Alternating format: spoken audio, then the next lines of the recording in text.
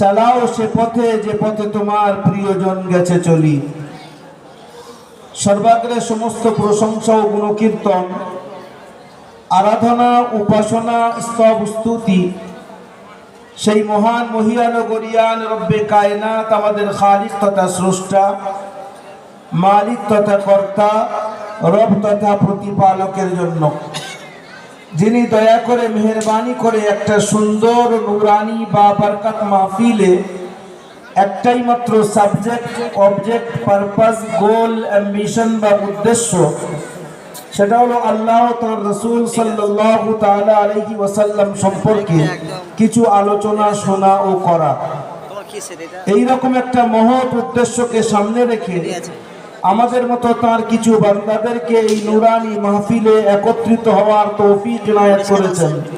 তার শুকরিয়া জ্ঞাপনার্থে একবার সবাই সম্মিলিত স্বরে বলি আলহামদুলিল্লাহ। অতঃপর আমার আপনার নবী, শেষ নবী, মহানবী, প্রিয় নবী, সোনার নবী, সাম্প্রদায়িক সম্প্রীতি, ঐক্য, সংহতির মূর্ত প্রতীক, আমেনার দুলাল, মরুর ভাস্কর, আহমদে মুজতাবা, মুহাম্মদে মুস্তাফা সাল্লাল্লাহু তাআলা আলাইহি ওয়াসাল্লামের উপরে অসংখ্য দরুদ ও সালাম বর্ষিত হোক। সবাই বলেন আল্লাহু আমিন। অতঃপর আজকেকার সভার নির্ধারিত, নির্বাচিত, বিজ্ঞাপিত যথাযোগ্য মহামান্য সভাপতি সাহেব, হযরতে উলামায়ে কেরাম, আমার সম্মুখ উপবিষ্ট বয়োজ্যেষ্ঠ, সমবয়স্ক, বয়কনিষ্ঠ দিনদরদি ভাতৃবৃন্দ, যেখানে যেখানে আওয়াজ যাচ্ছে পর্দার অন্তরালে আমার আম্মা জানেরা ও বুবু জানেরা, শ্রেণীগতভাবে সবাইকে সালাম, শুভেচ্ছা, আশীষ, সম্ভ্রম, সম্ভাষণ জানাই। আজকেকার এই প্রোগ্রাম মূলত একটা মাদ্রাসা কেন্দ্রিক প্রোগ্রাম। আমাদের মধ্যে অনেকেই এই প্রশ্ন করেন মাদ্রাসায় হয় কি, যদিও বা আপনারা করেন না। এই জন্য যদি আপনারা করতেন তাহলে এখানে আসতেন না। আপনারা এখানে এসেছেন তার মানে হলো মাদ্রাসাকে ভালোবাসেন। কিন্তু আশ্চর্য হবেন, এটা তো অমুসলিম রাষ্ট্র। আমি গতকাল এইরকম সময় বাংলাদেশে কুমিল্লায় ছিলাম। ওখানে ওরা প্রশ্ন করছে, হুজুর মাদ্রাসার ব্যাপারে আপনি বলে দেন যে মাদ্রাসায় কি হয়, এখানে অনেক প্রশ্ন ওঠে। এই জন্য আমি খুব অল্প সময় দু চারটে কথা আপনাদের সামনে আরজ করে এখান থেকে বিদায় নেব। মাদ্রাসায় হয় কি, যে কিতাব যেটাকে আল্লাহর কালাম বলা হয়, কালামুল্লাহ, ওর আরেকটা নাম হলো কুরআনে করিম, আরেকটা নাম হলো কিতাব। কালাম কাকে বলে? পৃথিবীর মধ্যে যতগুলো আল্লাহর কিতাব এসেছে, কোন কিতাব কালাম না। কালাম হলো একটাই, সেটা হলো কোরআন। এবারে বলবেন কালাম আর কিতাবের পার্থক্যটা কি? খুব সহজ। আমি কথা বলছি, এটা আমার কালাম। আল্লাহ পাকের কালাম বলতে কেবলমাত্র কোরআনকে বলা হয়। তৌরেত, জবুর, ইনজিল, অন্যান্য যত ছোট ছোট পুস্তিকা এসেছে কোনটা কালাম না, সবগুলি হলো কিতাব। অর্থাৎ কালামের পরিবর্তন করা সম্ভব না। কিতাবের মধ্যে পরিবর্তন হতে পারে। কত কিতাব এসেছে? 114টা কিতাব। তার মধ্যে 110টা হলো ছোট ছোট পুস্তিকা, আর বাকি 4টে বড় কিতাব। 1 নম্বর তাওরাত, যেটা হযরতে মুসা আলাইহিস সালামের উপরে অবতীর্ণ হয়েছে। 2 নম্বর হলো ইনজিল, হযরতে ঈসা আলাইহিস সালামের উপরে অবতীর্ণ হয়েছে। 3 নম্বর হলো দাউদ, জবুর, হযরতে দাউদ আলাইহিস সালামের উপরে অবতীর্ণ হয়েছে। আর 4 নম্বর হলো আল কোরআন। এই যে কিতাবগুলো, কোরআনকে কিতাবও বলা হয়, কালামও বলা হয়, কিন্তু অন্য কোন কিতাবগুলোকে কিতাব বলা হয়, কালাম বলা হয় না। এই জন্য আল্লাহ বলছেন, ইন্না নাহনু নাযালনা যিকরা ওয়া ইন্না লাহু লাহাফিজুন।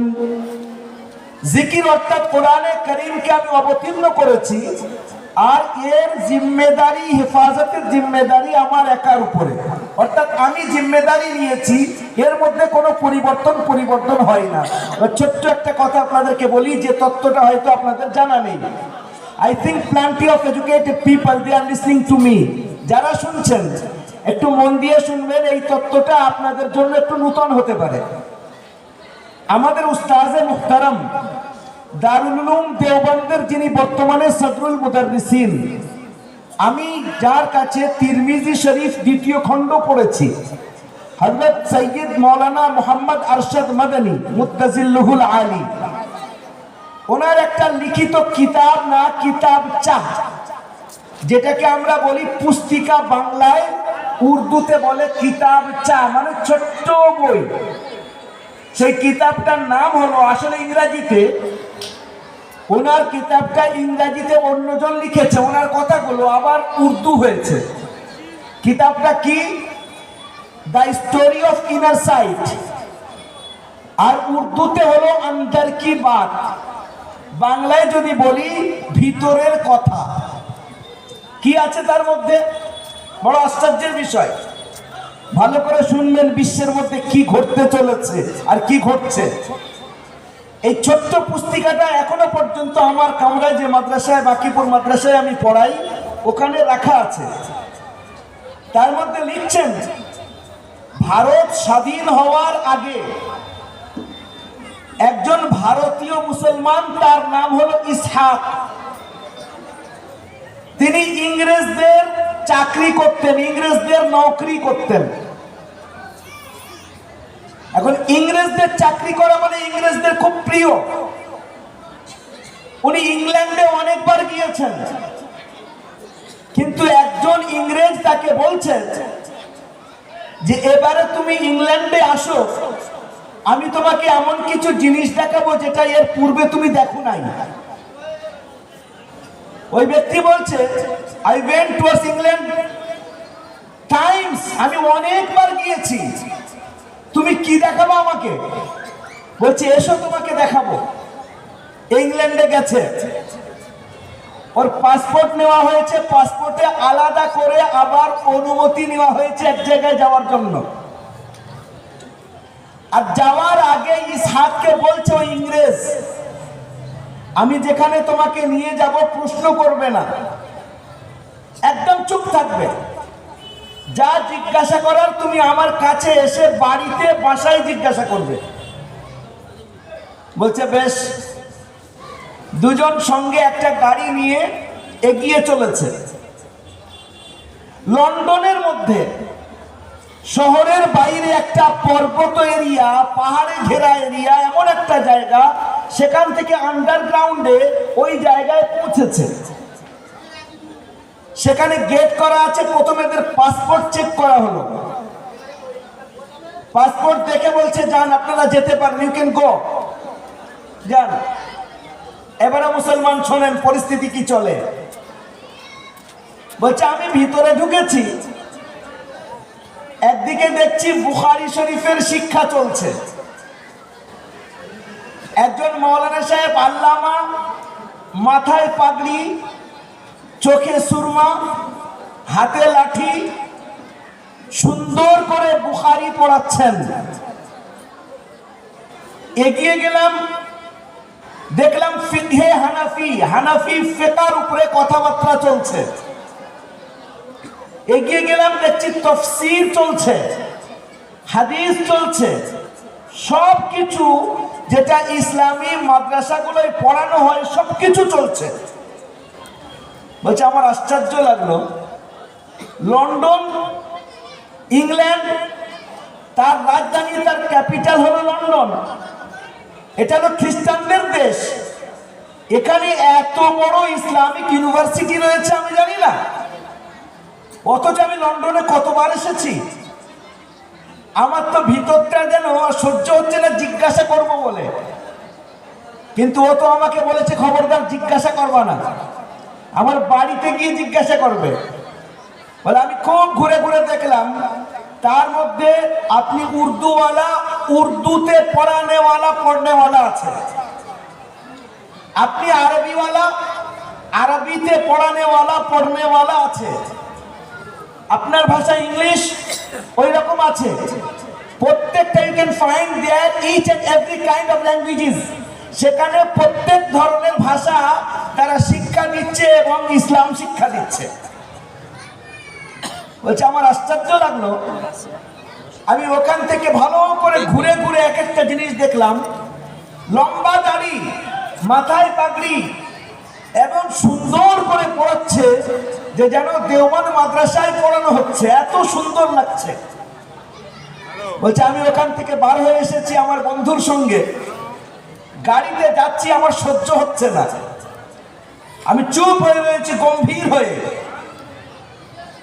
আমার বন্ধু আমার দিকে দেখে মুচকে মুচকে হাসছে, হি ওয়াজ স্মাইলিং টুয়ার্ডস মি, হাসছে। বলছে বাড়িতে আসার পরে সামনে কফি রেখেছে, দুজন কফি খাচ্ছে, এবারে বলছে বলো তোমার মনের কথাটা, তুমি আমার কথাটা রেখেছো এর জন্য ধন্যবাদ, এবারে বলো।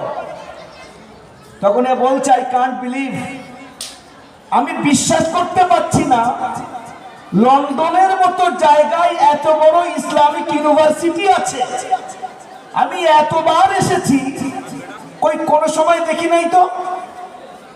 তখন বলছে তুমি কি মনে করছো এটা ইসলামিক ইউনিভার্সিটি? তাছাড়া আবার কি, অত বড় বড় আল্লামা অত সুন্দর করে পড়াচ্ছে, প্রত্যেকটা ভাষাবিদ ওখানে আছে। বলছে শোনো, যা দেখলে তোমাকে দেখালাম, এটা কোনো ইসলামিক ইউনিভার্সিটি না, এটা পরিপূর্ণ যারা পড়ছে পড়াচ্ছে ইহুদি আর খ্রিস্টানরা। আমি আজগবি গল্প বলছি না, পড়ে বলছি। ইহুদি খ্রিস্টানরা কোরআন নিয়ে হাদিস নিয়ে রিসার্চ করছে। কারণ কি, আপনারা অনেক জায়গায় শুনবেন ওখান থেকে ছাত্র ছাড়া হয়, পশ্চিম বাংলা হোক, বাংলাদেশ হোক, অন্য ভাষার অন্য দেশের হোক, সেখানে তারা যায় আর প্রত্যন্ত এরিয়ায় পৌঁছে যায়, নিজেদের আমল এমন ভাবে দেখায়, নিজেদের এলেম এমন ভাবে দেখায়, লোকজন মনে করবে এত বড় আলিম, এত ভালো বক্তব্য রাখে, ওনাকে আমরা ইমাম রাখবো বা হুজুর করব। এইরকম তারা সেখানে গিয়ে কাজ করে আর আস্তে আস্তে ইসলামের জ্বরকে, ইসলামকে আস্তে আস্তে নিশ্চিহ্ন করার পরিপূর্ণ চেষ্টা করে। রাশিয়ার মধ্যে ঘটনা ঘটেছে, আশ্চর্য হবেন। রাশিয়ার মধ্যে এক জায়গায় একটা ইমাম সাহেব দীর্ঘদিন নামাজ পড়িয়েছে, কিন্তু তার ব্যাপারে যারা পাক্কা মুসল্লি তাদের একটু একটু সন্দেহ হচ্ছিল। কয়েক বছর নামাজ পড়িয়েছে, ইমাম সাহেব নিজের বাড়ির ভিতরে কাউকে নিয়ে যেতে দেয় না। এই ঘটনা অনেক আগেকার, সুলতান সালাহুদ্দিন আইয়ুবী রহমতুল্লাহ আলাইহির যুগে ঘটনা ঘটেছে। আবার এই ঘটনা পরে গিয়ে এইরকম ঘটেছে, এটা আমি পড়েছি, সেটা আপনাদেরকে শোনাচ্ছি। বলছি ইমাম সাহেব নিজের কামরায় কাউকে নিয়ে যেতে দেয় না। একদিন কোন রকম চেষ্টা করে ইমাম সাহেবের কামরাতে যে দেখা হচ্ছে, যে জায়গায় মুসাল্লা বিছানো আছে, ওই মুসাল্লার নিচে ইমাম সাহেব যেখানে নামাজ পড়ে তার নিচে পায়ের নিচে আল্লাহ পাকের নাম লিখে রেখেছে সে। একবার জোরে বলে নাউজুবিল্লাহ। মুসলমানরা এবারে ঘিরে ধরেছে, কে তুমি, নিজের পরিচয় দাও। তখন সে বলছে যে আমি ওই ইউনিভার্সিটি থেকে এসেছি, আর আমি আস্তে আস্তে মুসলমানদের ভিতর থেকে ঈমানকে কিভাবে নষ্ট করে দেওয়া যায় তার জন্য পরিপূর্ণ চেষ্টা আমাকে করতে বলা হয়েছে। আমার কোনো টেনশন নেই, তোমাদের এখানে আমি বিনা বেতনে ইমামতি করছিলাম। এটা হলো একটা দিক আপনাদেরকে বলছি, আপনাদের মনে হবে আজগুবি। এবার আসল কথায় আসছি। কোরআনে কারীম, কোরআনের একটা নাম হলো কালামুল্লাহ, একটা নাম হলো কোরআন শরীফ, একটা নাম হলো আল কিতাব। আল্লাহ পড়লে, আল্লাহ বললে তার মধ্যে কারো সন্দেহ থাকে না। আল্লাহ রসুল পড়েন যখন, তখন কোনো সন্দেহ থাকে না, কিন্তু মানুষ সন্দেহ তৈরি করতে পারে কোথায়? যখন লেখা হবে। আল্লাহ তখন বলছেন আলিফ লাম মিম যালিকাল কিতাবু লা রাইবা ফীহ। এই কিতাবের মধ্যে কোনো সন্দেহ নেই। কিতাব মানে যেটা লেখা হচ্ছে, যেটা সাহাবীরা লিখবে, আল্লাহ রাসূল যেটা বলবেন, যেটা লিখবে, তার মধ্যে কোনো সন্দেহ নেই। একটা মজার ঘটনা শুনেন। মরিস বুকালবে নামে একজন বড় সায়েন্টিস্ট ছিলেন। তিনি সারা জীবন নাবিক হিসেবে জাহাজ চালিয়েছেন, পানি জাহাজ। তিনি যখন রিটায়ার্ড হয়েছেন, তো তানার এক বন্ধু কোরআন শরীফ উপহার দিয়েছে।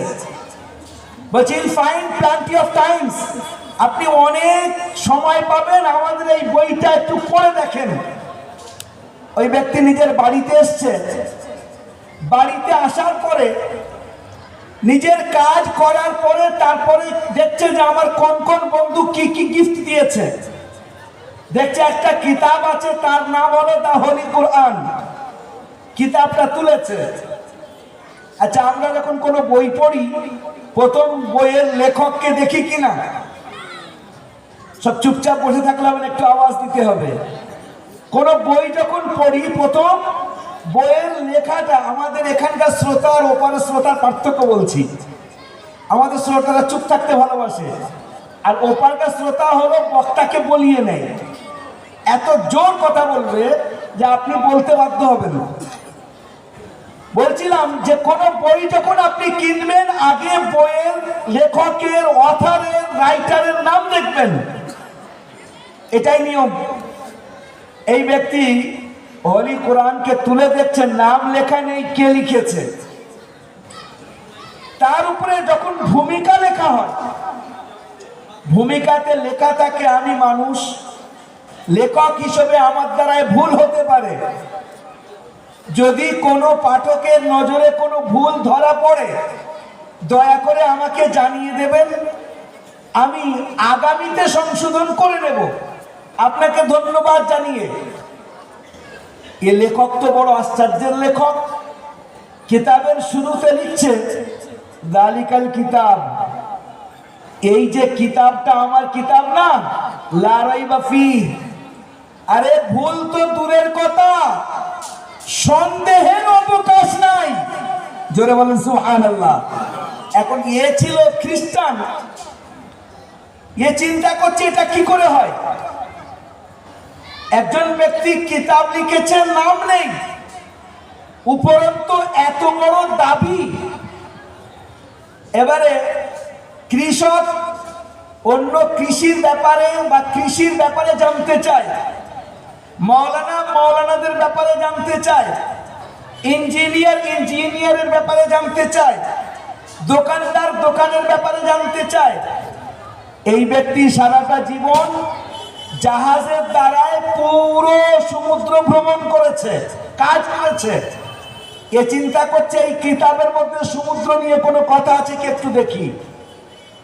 ও ফট করে এক জায়গায় খুলেছে, সামনে নজরে আসছে যে যাদের অন্তরের মধ্যে ঈমান নেই, যাদের অন্তরে ঈমান থাকে না, দিলের মধ্যে ঈমান থাকে না, তাদের দিলটা এমন কুৎসিত হয়ে যায়, এত কালো হয়ে যায়, এমন কৃষ্ণকায় হয়ে যায়, যেমন নাকি একেবারে সমুদ্রের মধ্যিখানে যুলুমাতুন বাদুহা ফাওকা বাদ হাত্তা ইযা আখরাজা ইয়াদাহু লাম ইয়াকাদ ইয়ারাহা ওয়া মান লাম ইয়াজআলিল্লাহু লাহু নূর ফামা লাহু মিন নূর। কোরআনে কারীমের মধ্যে আল্লাহ পাক বলছেন যে যেমন নাকি পরস্পর তরঙ্গ থাকে, ঢেউ থাকে, অমাবস্যার রাত সমুদ্রের মধ্যিখানে নিজের হাতকে কেউ যদি বার করে দেখে, অন্ধকার অমাবস্যার রাতে সমুদ্রের মধ্যিখানে নিজের হাত দেখতে পায় না, ঠিক যাদের অন্তরের মধ্যে ঈমান নেই, তাদের অন্তরটা এরকম কালো কুৎসিত হয়ে থাকে। এই ব্যক্তি বলছে আমি তো আমার জীবনটা সমুদ্রের মধ্যে কাটিয়েছি। এ কত বড় লেখক, তিনি সারাটা জীবন মনে হচ্ছে সমুদ্রেই কাটিয়েছেন। বলে তাহলে আমি এক কাজ করি, আমার যে বন্ধু আমাকে এই কিতাবটা দিয়েছে তাকে কল করেছে, মুসলমান, তাকে কল করেছে। বলছে ও মিস্টার, ওয়্যার আর ইউ, কোথায় আছো? বলছে আমার বাড়িতে। বলে একটু এসো, আমি তোমার সঙ্গে একটু জরুরি কথা বলতে চাই।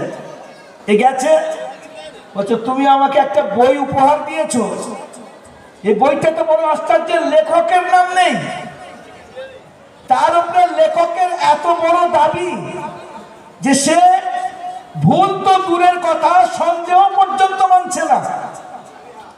3 নম্বর কথা, লেখক, এটা আমি মানছি, বড় জ্ঞানী, কারণ আমি আমার জীবনটা সমুদ্রের মধ্যে কাটিয়েছি। আর সমুদ্রের সবচেয়ে অন্ধকার সময় সেইটা, যখন আকাশে মেঘ থাকে আর ঢেউ ওঠে, সমুদ্রের মধ্যিখানে যখন নিজের হাত এইরকম বার করে কেউ দেখতে চায়, হাতও নজরে আসে না। এত বাস্তব কথা যে লেখক নিজের কিতাবে লিখেছেন, তাহলে নিশ্চয়ই তিনি সারাটা জীবন সমুদ্রের পাড়ি দিয়েছেন। এখন এই ব্যক্তি বলছে, তুমি মনে করছো তোমার মতো কোনো লেখক বুঝি? এর লেখক কেউ নেই, এটা ডাইরেক্ট আল্লাহ সুবহানাহু ওয়া তাআলার কালাম। বলেন সুবহানাল্লাহ। তখন ওই ব্যক্তি আরো ভালো ভালো করে পড়েছে আর পড়তে থেকেছে। লাস্টে আল্লাহ সুবহানাহু ওয়া তাআলা তাকে কালিমার দৌলত নসিব করেছেন আর ঈমান এনে মুসলমান হয়েছে। বলেন সুবহানাল্লাহ। বলার উদ্দেশ্য হলো, এই কোরআনে কারীমের শিক্ষা আমাদের মাদ্রাসাগুলোর মধ্যে দেওয়া হয়, আর কোরআন হলো আসল, তার ব্যাখ্যা হাদিস, তার ব্যাখ্যা ফিকহ, তার ব্যাখ্যা অন্যান্য জিনিসগুলো। যারা এখানে উপস্থিত আছেন, আমি একটা কথা আপনাদেরকে বলি, যদি একজন অমুসলিম ভাই আসে আর যদি এসে জিজ্ঞাসা করে যে ইসলামের মধ্যে, ইসলাম যে খাঁটি ধর্ম, এর বৈশিষ্ট্য কি, আমাকে একটু বুঝিয়ে বলেন, আপনি তাকে কি বোঝাবো? মৌলানা সাহেবদের কাছে যাও, মুবাল্লিগদের কাছে যাও, যারা এই বিষয়ে জানে তাদের কাছে যাও, আমি জানি না। এই কথা বলে যদি পাশ কাটাই চলবে না। কেন? এই জন্যই যে প্রত্যেক ব্যক্তি আমাদের মধ্যে রেসপন্সিবল, জিম্মেদার। প্রত্যেক ব্যক্তি যারা মুসলমান, অন্যদেরকে বোঝাতে বাধ্য। যদি একজন অমুসলিম এখানে এসে জিজ্ঞাসা করে, ওয়াই আই হ্যাভ এমব্রেস ইসলাম, আমি ইসলাম কেন গ্রহণ করব, ইসলামের মধ্যে কি বৈশিষ্ট্য আছে, এটা আমাকে আপনাকে বোঝাতে হবে, সৎ আকারে হোক আর বিশ্লেষণের সঙ্গে হোক। যে কথাটা বলছিলাম, ইসলামের মধ্যে একটা বড় বৈশিষ্ট্য, যেটা আপনি তাওরাত পেয়ে যাবেন বাজারে, ইনজিল পেয়ে যাবেন বাজারে, জবুর বাজারে পেয়ে যাবেন। আপনি যদি খোঁজেন, কলকাতায় চলে যান, ন্যাশনাল লাইব্রেরিতে রাখা আছে, পড়তে পারেন। কিন্তু আশ্চর্যের বিষয় হলো, সেই তাওরাত নেই যেটা হযরত মুসার উপরে অবতীর্ণ হয়েছিল, তার মধ্যে অনেক পরিবর্তন ঘটেছে। সেই ইনজিল নেই। ইনজিলে তো বড় মজার ব্যাপার, ইনজিলের ব্যাপারে একটা যুগে ছিল 70টা ইনজিল। আমাদের কোরআন 70টা না, একটাই, কিন্তু ইনজিল হলো 70টা। শুনে যান কথাটা, এটা আমি বলছি না, আমি যে কথা আপনাদেরকে বলবো সব রেফারেন্স সহ। যার থেকে এই কথাটা বলছি, একজন বড় ইসলামিক চিন্তাবিদ ছিলেন ডক্টর হামিদুল্লাহ রহমাতুল্লাহ আলাইহি। ইনি কে ছিলেন? এনার হাতে 50,000 ফ্রান্সিসি মানুষ মুসলমান হয়েছে। জোরে বলুন সুবহানাল্লাহ। এত বড় ব্যক্তি, যিনি কোরআন শরীফের ফ্রেঞ্চ ভাষায় তাফসীর লিখেছেন। উনি বলছেন, পুরো পৃথিবীতে বিভিন্ন ইউনিভার্সিটিতে গিয়ে উনি লেকচার দিয়েছিলেন ইসলামের ব্যাপারে। কিছু লেকচার দিয়েছিলেন বাহাওয়ালপুর, পাকিস্তানের মধ্যে। সেখানে লেকচার দিতে গিয়ে বলছেন যে আমি খুব তাহকিক করেছি, রিসার্চ করেছি, বলতে বাধ্য হচ্ছি একটা সময় 70টা ইনজিল ছিল। এবারে 70টা ইনজিল মানুষ কোনটা মানবে আর কোনটা ছাড়বে? বলে একটা টেবিলের উপরে ইনজিলগুলো রাখা হয়েছে, রাখার পরে টেবিলটা এরকম নাড়িয়েছে। ওদের যে পাগড়ি ছিল, লাগবে আপনাদের হাসির কথা, কিন্তু এটা ঘটেছে, কিতাবটা আছে আমার কাছে। বলে এরকম নাড়িয়েছে, যত ইনজিল পড়ে গেছে সেগুলো বাদ, 4টে ইঞ্জিল সেখানে রাখা ছিল টেবিলের উপরে। ইঞ্জিলে মাত্তা, লুকা, মুরকুস, ইউহান্না, এই 4টে ইঞ্জিল রাখা ছিল। বলে এই 4টে ইঞ্জিলের মধ্যে ওরা কম্পেয়ার করে দেখার চেষ্টা করেছে, মিলিয়ে দেখছে যে একটা ইঞ্জিল অপর ইঞ্জিলের বিরোধী না একই। একটা পুরো টিম তৈরি করেছে। ওই টিম লম্বা সময় রিসার্চ করার পরে যে রিপোর্টটা দিয়ে আশ্চর্য হবেন। তারা বলছে 4টে ইঞ্জিলের মধ্যে এক এক জায়গা না, কয়েক হাজার জায়গায় এক ইঞ্জিল অপর ইঞ্জিলের বিরোধী। এবারে ওদের গাত্রদাহ হলো, হিংসা হলো, বলে মুসলমানদের কোরআন এক জায়গায় করতে হবে। 30,000 কোরআনের কপি এক জায়গায় করেছে। 30,000। ভারতের যে কটা কপি আছে সব, সৌদিয়ার যতগুলো নুসখা আছে সব, সারা দুনিয়া থেকে 30,000 কোরআন একত্রিত করেছে। একটা টিম গঠন করেছে। করার পরে তাদের দায়িত্ব দেওয়া হলো, যেমন আমাদের ইঞ্জিলের মধ্যে একে অপরের বিরোধ আছে, মুসলমানদের কোরআনের মধ্যে বিরোধ আছে কিনা দেখতে হবে, ভালো করে দেখো, এক একটা অক্ষর মিলিয়ে মিলিয়ে।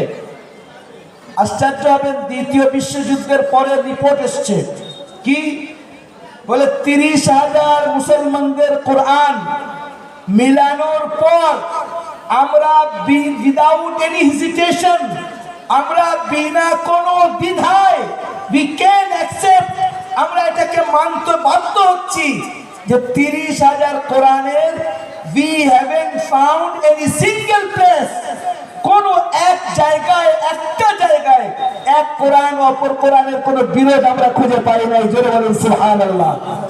সেই কোরআন আমাদের কাছে আছে, আর আজও পর্যন্ত আছে, কিয়ামত পর্যন্ত চলবে। আমরা কোরআনকে কোন জায়গায় রেখেছি? কেউ কেউ কোরআনকে শুধু ফুঁকের জিনিস বানিয়ে দিয়েছি, হ্যাঁ, সূরা ফাতিহা পড়ে ফুঁক দেওয়ার জন্য। কেউ বানিয়ে দিয়েছি বাস অতটুকু বরকতের জন্য বাড়িতে থাক। কোরআন আপনি যেমন চাইবেন, যে চশমা পরে দেখবেন। আপনি যদি দেখেন কোরআনের সাহিত্যের দিক, পৃথিবীর মধ্যে এত সুন্দর সাহিত্য যে কোরআনের মোকাবেলা করতে পারবে আজ পর্যন্ত কোনো লেখক তৈরি হয়নি। যারা আরবিতে মাস্টার্স করেছে তারা খুব ভালো করে জানে যে একটা কিতাব আছে, তার নাম হলো কালিলাও দিমনা। আরবিতে লেখা খুব বিখ্যাত কিতাব। যে লিখেছে সে একজন অগ্নি পূজারী ছিল, আগুন পূজা করত। তার নাম হলো আব্দুল্লাহ ইবনুল মুকাফফা। ওর দায়িত্ব দেওয়া হয়েছে, সেই যুগের বাদশা বলেছে, আরে তুমি এত বড় লেখক, এত সুন্দর কিতাব লিখেছো, কই কোরআনের বিরুদ্ধে কোরআনের মতো একটা কিতাব লেখো দেখি, তোমাকে ওজন করে আমি সোনা দেব। একটা পাল্লায় তোমাকে রাখবো, আর একটা পাল্লায় সোনা রাখবো, যদি কোরআনের মতো একটা কিতাব তুমি লিখে দেখাতে পারো। ও বললো, এটা কোনো ব্যাপার নাকি? এই ডু, অবশ্যই করবো, কোনো ব্যাপার না, আমার একটা শর্ত আছে। বলে কি শর্ত? বলে আমাকে একটা আলাদা বিল্ডিং দেওয়া হোক, বাংলো, আশপাশে কেউ থাকবে না। আমার একটা খাদেম দেওয়া হোক, যে খাদেম আমার ইশারা বুঝবে, বলতে যেন না হয়। আর আমার আনুষঙ্গিক প্রয়োজনীয় জিনিস সব সেখানে রাখা হোক। বাদশা বলল, করে দেওয়া হলো। সবচেয়ে সুন্দর ব্রেনি একটা খাদেম তোমাকে দিলাম। এবারে ও লেখা শুরু করেছে। কতদিন? 6 মাস। রাত দিন লেগেছে, ঘুমিয়েছে, চিন্তা করেছে, কোরআনের মতো কিতাব লিখছে। কে? আব্দুল্লাহ ইবনুল মুকাফফা, কালিলাও দিমনার লেখক। কালিলাও দিমনা আলেমদের কাছে, যারা সাহিত্য নিয়ে পড়াশোনা করে তাদের কাছে থাকে। বলছে লিখেই চলেছে, লিখেই চলেছে। 6 মাস পরে ক্লান্তি দূর, সে একটা কিতাব লিখেছে কোরআনের মোকাবেলায়। এবারে বলছে আমি জগৎটাকে একটু ঘুরে দেখে আসি। এতদিন বাইরে যাবার হয়নি, নিজের গোলামকে ভাই খাদেমকে নিয়েছে, চল বাবা একটু বাইরের দিকে যাই। ওর হাত ধরে ধরে ক্লান্ত, এতদিন যে খেটেছে, বাইরে এসেছে। আসার পরে একটা ছোট্ট বাচ্চা সে তিলাওয়াত করছিল, ওয়াকিলা ইয়া আরদু বলাই মাআকি ওয়া ইয়া সামাউ আকলিই। এতটুকু সবে পড়েছে। আব্দুল্লাহ ইবনুল মুকাফফা এই দুটো হাত ঠিক মাথায় দিয়েছে এইভাবে দিয়ে বলছে, আমাকে বসতে দে, আমি সহ্য করতে পারছি না। বসে গেছে। বলছে ওই বাচ্চাকে, ইয়া ওয়ালাদ ইকরা মাররাতান উখরা, আরেকবার পড়ো যে আয়াতটা তুমি পড়ছিলে। আবার বাচ্চাটা পড়ছে, ওয়াকিলা ইয়া আরদু বলাই মাআকি ওয়া ইয়া সামাউ আকলিই। ও বলছে আমাকে একটু ধরে তোল, আমার ওঠার ক্ষমতা হচ্ছে না।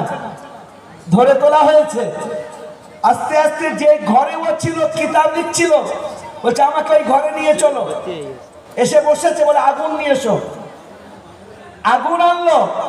6 মাস ধরে একটা কিতাব লিখেছে। আপনি যদি 10 পৃষ্ঠা লিখতে পারেন একটা পুস্তিকা, যারা লেখে তারা জানে নিজের সন্তানের মতো প্রিয় হয় নিজের কিতাব যে লেখে। 6 মাস ধরে একটা কিতাব লিখেছে। আগুন নিয়ে আর সেটাকে জ্বালিয়ে দিয়ে বলছে, লাইসা ফিল আলামি আহাদ মান ইয়াজি বিমিসলি হাদাল কুরআন। পৃথিবীর মধ্যে এমন কোন মায়ের সন্তান নেই যে কোরআনের মতো কোন কিতাব লিখে বিশ্বের সামনে পেশ করতে পারবে। এই হলো সেই কোরআন। আমাদের কাছে সাহিত্যের দিক থেকে তো এই আছে। আমরা যদি এর একটু অন্য দিকে যাই, সেটা কি শেফার দিক। শিফা মানে আমরা যেমন কোন মৌলানা সাহেবের কাছে কোনো কিছু নিয়ে যাই, হুজুর বাচ্চা কাঁদছে, মৌলানা সাহেব কিছু একটা পরে ফুঁক দিয়ে দেয়, শিফা।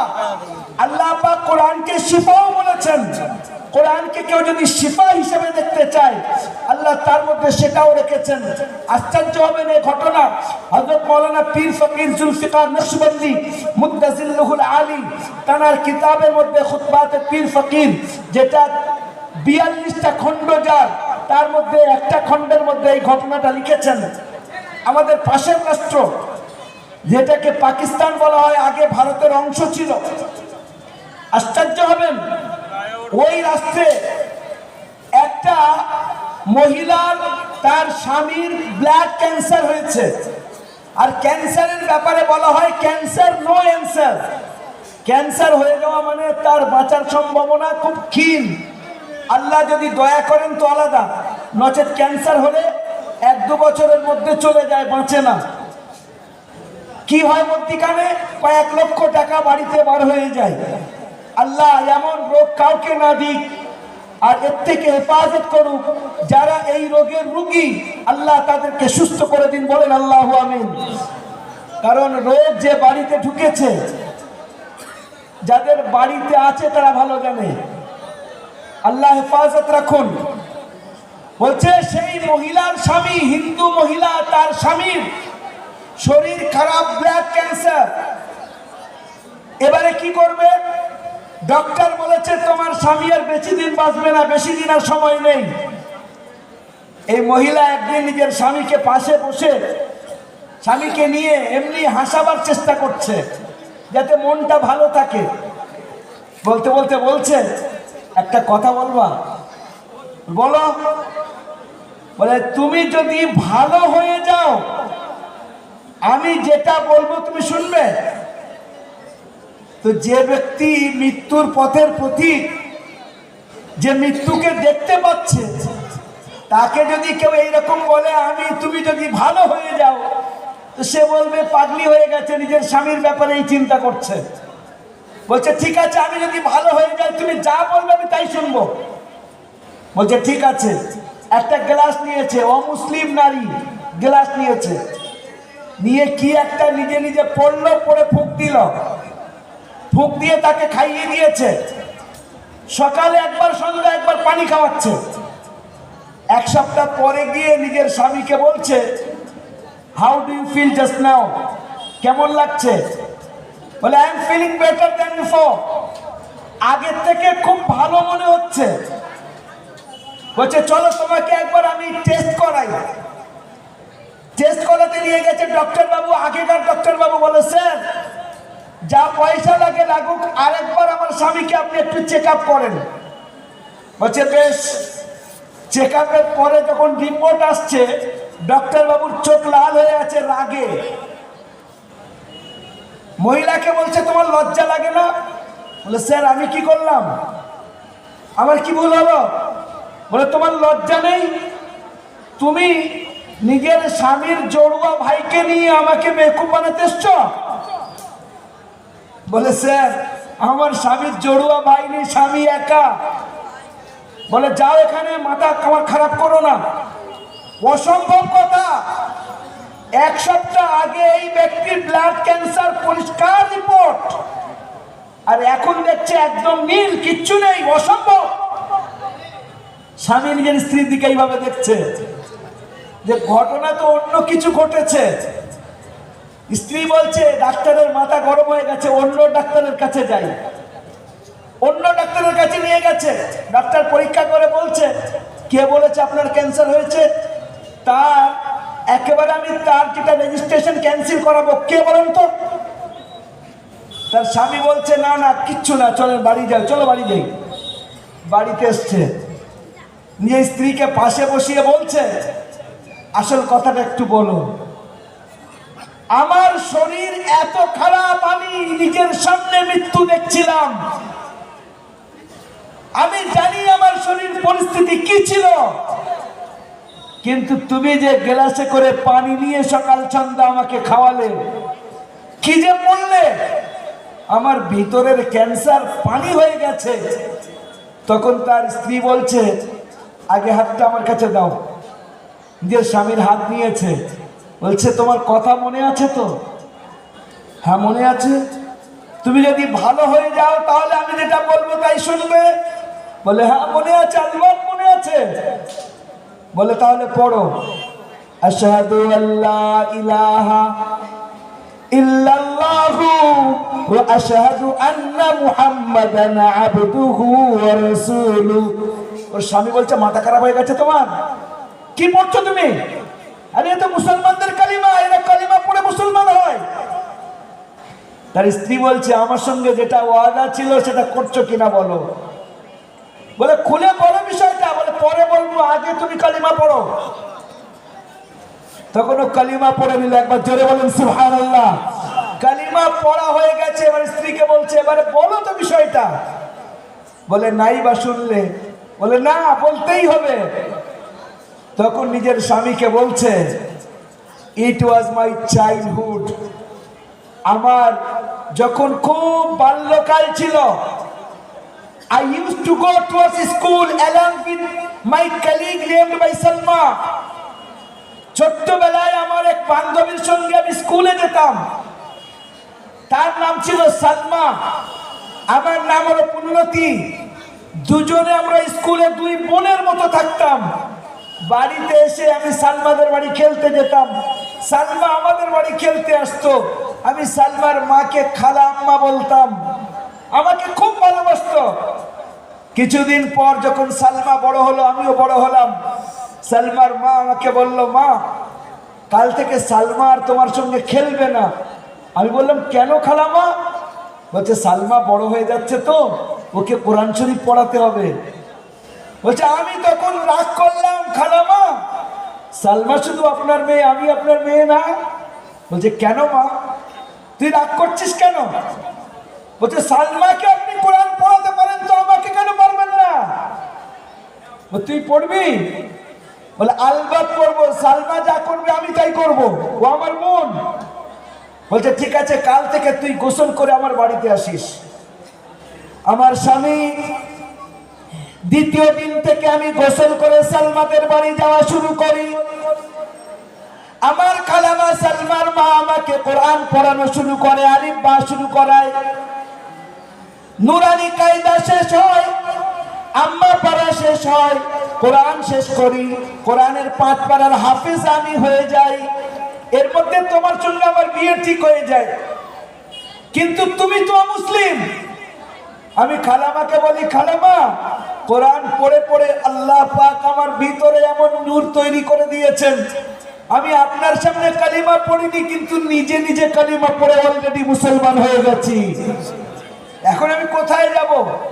সালমার মা আমাকে বলেন খবরদার মা, প্রকাশ করিস না এখন। তোকে একটা কথা বলি শোন, তোকে আমি একটা গিফট পাঠাবো তোর মায়ের কাছে, কাপড় জামার ভিতরে একটা কোরআন শরীফ দিয়ে পাঠাবো।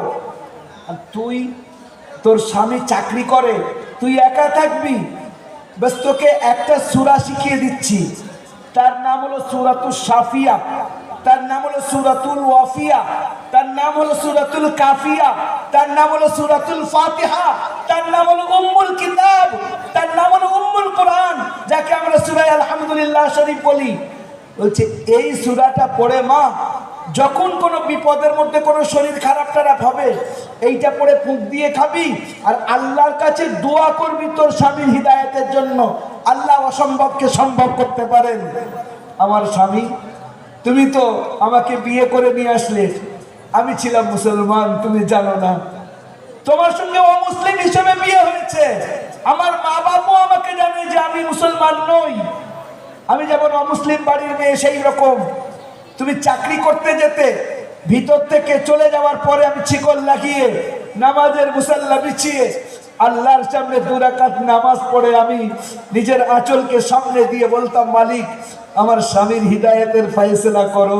তুমি আমাকে ঈমান দিয়েছো, আমার স্বামীকে হিদায়াতের ফয়সালা করো, ওকে ঈমান দাও। এর মধ্যে তোমার ব্লাড ক্যান্সার সামনে এসে গেছে। আমি বললাম, আল্লাহ ডক্টররা উত্তর দিয়ে দিয়েছে ডক্টরদের দ্বারাই সম্ভব না, কিন্তু তোমার দ্বারাই সবকিছু সম্ভব। আল্লাহ এই একটা সুযোগ আছে, তোমার এই বান্দি তোমার কাছে ভিক্ষা চাচ্ছে যে তুমি তোমার কোরআনের অলৌকিকতা দেখিয়ে দাও। আমার স্বামী, তারপরে তোমাকে আমি ওয়াদা নিলাম, আর আমি সূরা ফাতিহা পড়ে পড়ে ফুঁক দিয়ে তোমাকে খাওয়াতে লাগলাম, আল্লাহর কাছে কাঁদতে লাগলাম। 1 সপ্তাহ পরে তুমি দেখেছো, ডক্টরদের একমত ছিল যে তোমার ক্যান্সার হয়েছে। 1 সপ্তাহ পরে কোরআনে কারীমের বরকতে তোমার ক্যান্সার শেষ হয়ে গেছে, আল্লাহ তোমাকে পরিপূর্ণ সুস্থ করে দিয়েছে। জোরে বলুন সুবহানাল্লাহ। একটা দিক কি বললাম, সাহিত্য কোরআনের, আর একটা দিক কি, শিফা। অন্যদিকে দেখি কোরআন দুনিয়া এবং আখিরাত, এই পৃথিবী এবং এর পরে সমস্ত জায়গায় আপনার জীবনকে উন্নতি করার পিছনে সবচেয়ে বড় অবদান। আশ্চর্য হবেন, রাশিয়া, বর্তমানে রাশিয়া পৃথিবীর সবচেয়ে বড় দেশ হিসেবে সবচেয়ে বড় দেশ হলো রাশিয়া। জামাল আব্দুল নাসির মিশরের একজন বড় রাষ্ট্রপতি একটা সময় ছিলেন। উনি গেছেন রাশিয়াতে। রাশিয়ার তখনকার যিনি রাষ্ট্রপতি ছিলেন, উনি জামাল আব্দুল নাসির একজন মুসলমান, তাকে বলছেন, আরে তোমরা ধর্ম ধর্ম ধর্ম করো, সবসময় কোরআন কোরআন করো, কোরআনকে ছাড়ো, leave the holy Quran and come along with me, along with us. কোরআনকে ছেড়ে দিয়ে আমাদের সঙ্গে এসো, আমাদের মতো উন্নত হয়ে যাবে। জামাল আব্দুল নাসির ছিলেন মুসলমান, মনে দুঃখ হয়েছে, উত্তর দিতে পারছেন না যে আমি একজন মুসলমান হয়ে একজন অমুসলিমকে বোঝাতে পারছি না। নিয়ত করলেন, আগামীবার যখন আসবো ইনশাআল্লাহ উত্তর দেব। কয়েক বছর পরে যাওয়ার সময়, আপনারা যারা কোরআন শরীফ শোনেন, ইউটিউবে হোক, ক্যাসেটে হোক, ক্যাসেটের যুগ তো চলে গেছে, ইউটিউবে হোক, সবচেয়ে সুন্দর আওয়াজ কারি আব্দুল বাসিত রাহিমাহুল্লাহ। এখনো পর্যন্ত ওনার বিকল্প আসেনি, মন ভরে যাবে। আল্লাহ কি তার কণ্ঠ দিয়েছে, বসে বসে শুনতে ইচ্ছা হবে, আল্লাহ তোমার কালামে কেমন করে পড়ছেন। কারি আব্দুল বাসিত সাহেবকে উনি বললেন, জামাল আব্দুল নাসির, যে আপনি আমার সঙ্গে চলেন একটু রাশিয়াতে। বলছে, আমি গিয়ে কি করব? রাশিয়াতে আমি গিয়ে কি করব? আপনি রাষ্ট্রপতি, আমি তো একজন কারি সাহেব। আর কারি আব্দুল বাসিত সাহেবের অভ্যাস কি ছিল জানেন? যিনি ওনার সঙ্গে মানে লম্বা সময় কাটিয়েছেন আমেরিকার মধ্যে, পীর ফকির জুলফিকার নকশবন্দি, উনি বলছেন উনি প্রত্যেক দিন একটা করে কোরআন খতম করতেন। একবার জোরে বলেন সুবহানাল্লাহ। প্রত্যেক দিন একটা করে কোরআন কারি আব্দুল বাসিত সাহেব খতম করতেন। ওটা তো ওই দিককার কথা। এখানে ভারতবর্ষের মধ্যে আমাদের জানার মধ্যে এরকম কয়েকজন ব্যক্তি আছে যারা প্রত্যেক দিন কোরআন একবার করে খতম করে। কোরআনের যারা ভালোবাসে তারা এরকম ভাবে চলে।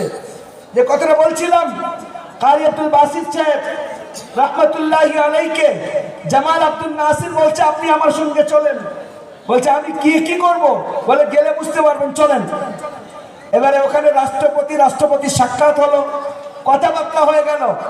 কারি আব্দুল বাসির সাহেবকে পাশে বসিয়ে বলছেন, ওখানকার রাশিয়ার রাষ্ট্রপতিকে, is my colleague, came from Egypt, he wants to recite from holy Quran. ইনি আমার বন্ধু, মিশর থেকে আমার সঙ্গে এসেছেন, কিছু পড়তে যাচ্ছেন। ও মুসলমান শোনেন, বলছে কি পড়বে? সব তো আশ্চর্য, তারা তো কোরআন বোঝে না, তারা কোরআনকে মানে না। কারি আব্দুল বাসির সাহেব পড়া শুরু করলেন সূরা তাহা, তাহা মা আনজালনা আলাইকাল কুরআন লিতাশকা।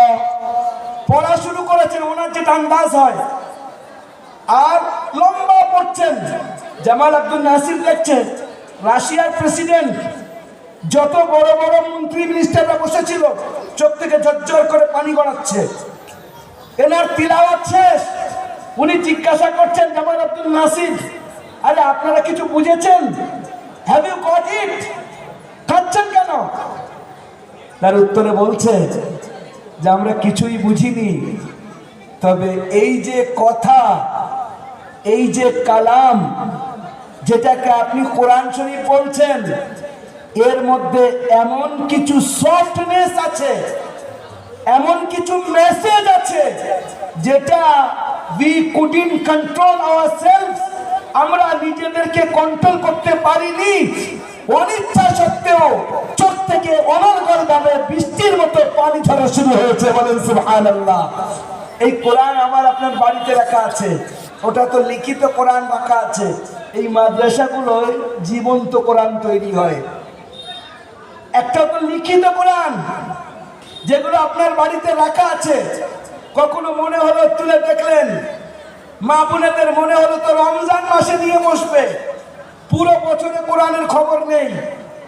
কিন্তু জীবন্ত কোরআন, যেটা এই বাচ্চাগুলো এখান থেকে, এই মাদ্রাসাগুলো থেকে তৈরি হয়, কোরআন এই দিলে হেফাজত করেছেন আল্লাহ পাক। আল্লাহ দায়িত্ব নিয়েছেন, কোরআনের একটা অক্ষর এদিক ওদিক হতে পারবে না। তার মধ্যে মাধ্যম হলো এই বাচ্চারা, যারা কোরআনের হাফিজ হচ্ছে। আর এদের পিছনে আপনারা অর্থ দিচ্ছেন, শ্রম দিচ্ছেন, ভালোবাসা দিচ্ছেন। কিয়ামতের দিনে এই কোরআন, আল কোরআন হুজ্জাতুল লাকা আও আলাইকা, কোরআন হয় আপনার জন্য একটা দলিল হবে, অথবা এর বিরুদ্ধে, আপনার বিরুদ্ধে দলিল হবে। কোরআনের যদি হক আদায় হয়, তাহলে আপনার বন্ধু, হাদিস শরীফের মধ্যে একটা ছোট্ট ঘটনা এসেছিল, বড় মজাদার। আপনারা জানেন 29 পারার প্রথম সূরা, সূরাতুল মুলক। কোন ব্যক্তি যদি এশার নামাজের পর শোয়ার আগে সূরা মুলক পড়ে, আল্লাহ পাক তাকে কবরের আযাব থেকে হেফাজত করবে। জোরে বলেন সুবহানাল্লাহ। কতটুকু? 3 পৃষ্ঠার থেকেও কম। হাফেজি কোরআনে 3 পৃষ্ঠার থেকেও কম সূরা মুলক। কারোর অভ্যাস থাকলে পড়তে পড়তে হয়ে যাবে। একটা যুবকের ইন্তেকাল হয়েছে, তার আমল ভালো ছিল না, ভালো ছিল, খারাপও ছিল। ইন্তেকালের পরে ফেরেশতারা এসেছে তাকে শাস্তি দেবে। এখন সূরা মুলক এসে গেছে ফেরেশতাদের কাছে, বলছে এটা আমার বন্ধু, ওর গায়ে হাত দিতে পারবে না। সূরা মুলক যখন এই কথা বলল, ফেরেশতারা বলছে সে কি, ওর তো আমল খারাপ, আল্লাহ তো আমাদেরকে পাঠিয়েছেন, তোমার যা বলার আল্লাহর কাছে গিয়ে বলো, আমাদের সঙ্গে এরকম করলে হয় নাকি? সূরা মুলক তখন বলছে দাঁড়াও, আমি আল্লাহর কাছে যাচ্ছি, যতক্ষণ পর্যন্ত আমি না আসছি এর গায়ে হাত দিতে পারবে না। সূরা মুলক আল্লাহর কাছে যায়, গিয়ে আল্লাহর সঙ্গে ঝগড়া বাঁধানো শুরু করে দেয়। প্রথম কথা, আল্লাহ তোমার কালাম থেকে আমার নাম কাটো। আল্লাহ তো সব জানেন না, তা সত্ত্বেও আল্লাহ বলবেন কি হয়েছে, এত রাগারাগি করছিস কেন? বলে যে আমাকে ভালোবেসেছে, আমি যদি তাকে তোমার আযাব থেকে হেফাজত না করতে পারলাম, তোমার কালাম হয়ে আমার লাভ কি? নাম কেটে দাও। আল্লাহ উত্তরে বলবেন বেশ, তুই যাকে ভালোবাসিস, যে তোকে ভালোবাসে, আমি তাকে তোর হাওয়ালা করলাম। সূরা মুলক নিচে আসে, এসে ওই ফেরেশতাদেরকে একেবারে ওখান থেকে বকে ডেটে তাড়ানো শুরু করে, যাও এখান থেকে। তো ফেরেশতারা যে কাজে এসেছিল পিটাই করবে, মুখটা কাঁচুমাচু করে চলে যায়, আর কিচ্ছু করার থাকে না। ওই সূরা মুলক ওই জায়গায় সুন্দর বন্ধুর রূপ নেয়। ওই ব্যক্তি নবীর কপালে চুমু দেয় আর দিয়ে বলে, বন্ধু তুমি ঘুমাও, তোমাকে কেউ অনিষ্ট করতে পারবে না, আমি আছি তোমার ঘনিষ্ঠতম বন্ধু, কবরের কোনো ক্ষমতা নেই, কারোর ক্ষমতা নেই, আমি আল্লাহর কালাম, আমি তোমার হেফাজতের দায়িত্ব নিলাম। একটা সূরার এই ক্ষমতা, পুরো কোরআনের ক্ষমতা কিরকম। আর যে দিলের মধ্যে কোরআন মাহফুজ থাকে, যে মাদ্রাসায় কোরআন পড়ানো হয়, আশ্চর্য হবেন, অনেক কথা মনে পড়ে যায়। পরিস্থিতি অনেক রকম হয়, বলাও যায় না অনেক জায়গায়। সোশ্যাল মিডিয়ার যুগ, আরো অনেক রকম কথা ওঠে, বিভিন্ন কমেন্টস হয়, অনেক সময় শরীরও সঙ্গ দেয় না, সাথ দেয় না। বাস এতটুকু আপনাদেরকে বলছি, মুসলমান, এ কথাটা আমি জানি না আল্লাহ কত জায়গায় বলিয়েছেন, যে জায়গায় গেছি বলেছে, আজকেও শুনিয়ে যাচ্ছি। হযরত শাইখুল হিন্দ রাহমাতুল্লাহি আলাইহি, শাইখুল হিন্দের ইতিহাস আমাদের ছেলেরা জানে না, আমাদের ভাইরা জানে না। শাইখুল হিন্দ রাহমাতুল্লাহ আলাইহি, যিনি দেওবন্দ মাদ্রাসার প্রথম ছাত্র, জানার ছাত্রের নাম মাওলানা ইলিয়াস সাহেব, হযরত শাইখুল হিন্দের ছাত্র। মাওলানা হুসাইন আহমদ মাদানী শাইখুল হিন্দের ছাত্র। আশরাফ আলী থানভী শাইখুল হিন্দের ছাত্র। শব্বির আহমদ উসমানী শাইখুল হিন্দের ছাত্র। আনোয়ার শাহ কাশ্মীরি শাইখুল হিন্দের ছাত্র। সব এই শাইখুল হিন্দের ছাত্র। এই শাইখুল হিন্দ রাহমাতুল্লাহ আলাইহি যখন ইন্তেকাল হয়, এই পিছনের অংশে, পিঠের নিচের অংশে শুধু হাড্ডি আর হাড্ডি, গোশত নেই। জ্বালিয়ে দেওয়া হয়েছে যেন। ওনার ছাত্র সৈয়দ হুসাইন আহমদ মাদানী রাহমাতুল্লাহ আলাইহিকে জিজ্ঞাসা করা হচ্ছে, হুজুর আপনার উস্তাদের এই পরিস্থিতি কেন? ওনাকে আমরা গোসল দিচ্ছি তো শুধু হাড়, ওই পুরো মানুষটার গায়ে গোশত নেই পিছনে।